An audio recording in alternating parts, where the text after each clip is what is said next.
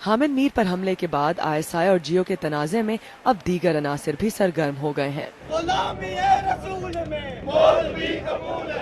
ہنگامی بنیادوں پر مسئلہ حل کرنے کی بجائے اب پیمرا خود متنازع بن گیا ہے۔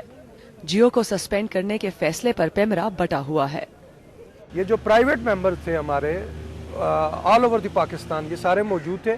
ہاں، البتہ گورنمنٹ کے پریشر پہ جو اس میں ہمارے ایکس آفیشو ممبرز ہیں، جو 4 ہیں، وہ لوگ موجود نہیں تھے۔ یہ کہہ سکتے ہیں کہ گورنمنٹ نے اس کو تقسیم کیا ہے، ان لوگوں کو نہیں آنے دیا اس میٹنگ میں۔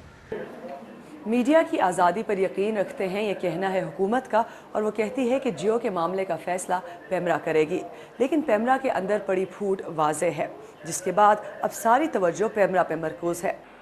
ماضی میں ٹی وی چینلز کو سزا منٹوں میں ہوئی، تو اب کی بار ایسا کیوں نہیں؟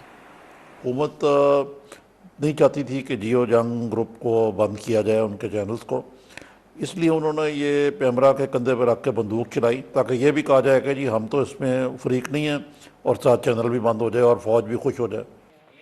جہاں خود پیمرا کو ریگولیٹ کرنے کی بات ہو رہی ہے، وہیں بعض ماہرین کو یہ فکر بھی کھائی جا رہی ہے کہ صرف 1-2 ٹی وی چینلز ہی ہیں جو اس مسئلے پر غیر جانبداری سے صحافت کر رہے ہیں، جبکہ بیشتر ریٹنگز پر چلنے والے چینلز پر الزام ہے کہ وہ صحافت کی بجائے مالی مفاد کو ترجیح دے رہے ہیں، جس سے نہ صرف صحافتی اقدار بلکہ پاکستان میں آزادی صحافت کو بھی نقصان پہنچ رہا ہے۔ ارم عباسی، BBC نیوز، اسلام آباد۔